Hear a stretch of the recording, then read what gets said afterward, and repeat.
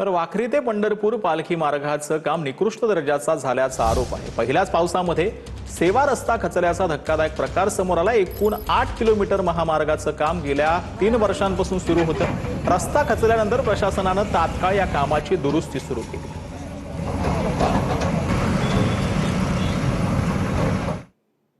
संत ज्ञानेश्वर महाराजांची पालखी सातारा जिल्ह्यातील लोणंदवरून आता पंढरपूरकडे मार्गस्थ झाली आहे। यावेळेला तरडगाव जवळ चांदोबाचा लिंब येथे माऊलीच्या पालखीचं पहिलं उभं रिंगण पार पडलं।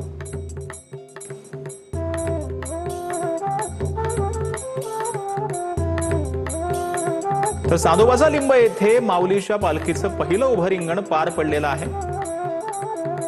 त्यावेळची ही दृश्य आपण पाहतो आहोत। विहंगम अशी ही दृश्य आहेत। हरिनामाच्या गजरामध्ये माऊलीचं पहिलं उभं रिंगण पार पडलंय। कशा पद्धतीनं घोडे जे पळता आहेत आणि त्यामध्ये दोन्ही बाजूला वारकरी उभं राहून या अश्वांना त्यांचा स्पर्श करण्याचा आणि त्यांचा आशीर्वाद घेण्याचा प्रयत्न करत आहेत। अहिल्यानगरच्या जामखेड तालुक्यातील जामदडवाडीमध्ये देखील संत वामनभाऊ महाराज यांच्या पालखीचा पहिला रिंगण सोहळा पार पडला। जामदडवाडीमधील संत वामनभाऊ महाराज यांच्या मंदिर परिसरामध्ये पहिलं रिंगण सोहळा पार पडलेला आहे। माजी आमदार भीमराव धोंडे यांनी रिंगण सोहळ्यामध्ये सहभागी होऊन टाळ वाजवत आणि फुगडी खेळण्याचा देखील आनंद घेतलेला आहे। सर्व वातावरण जे आहे ते सध्या सगळे वारकरी जे आहेत ते भक्तीमध्ये अक्षरशः न्हाऊन निघाल्याचं पाहायला मिळतं। ही दृश्य आपण अहिल्यानगर मधली पाहतो आहोत।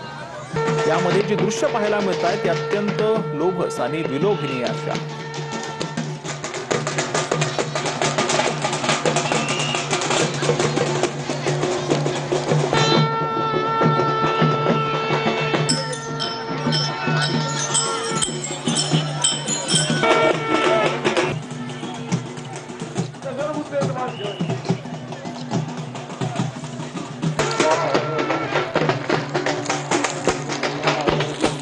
तर इंदापूरमध्ये कृषी मंत्री दत्तात्रय भरणेंनी तुकोबांच्या पालखीचं सारथ्य केलं। इंदापुरात पालखीचं स्वागत करण्यात आलं। तर उद्या तुकोबांच्या पालखीचं काटेवाडीमध्ये दुसरं गोल रिंगण पार पडणार आहे।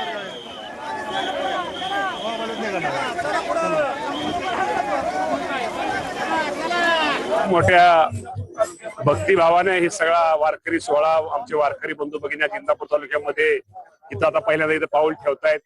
त्या सर्वांचं तालुक्याचा एक प्रतिनिधी या नात्याने त्या सगळ्यांचं निश्चित प्रकारे स्वागत करतो आणि त्यांच्या स्वागताच्या तयारीसाठी त्यांचं सेवा करण्यासाठी आमचे इंदापूरकर सज्ज आहे। कारण काय इंदापूरला 4 दिवस पालिकेचा मुक्काम तालुक्यामध्ये मुक्काम आहे। साधारणतः 63 किलोमीटरचं अंतर आहे आणि आज सगळेजण आम्ही आनंदी आहोत की सगळे आमचे भक्तगण राज्यातून सगळा आमचे वारकरी बंधू भगिनी आज इथं इंदापूर तालुक्यामध्ये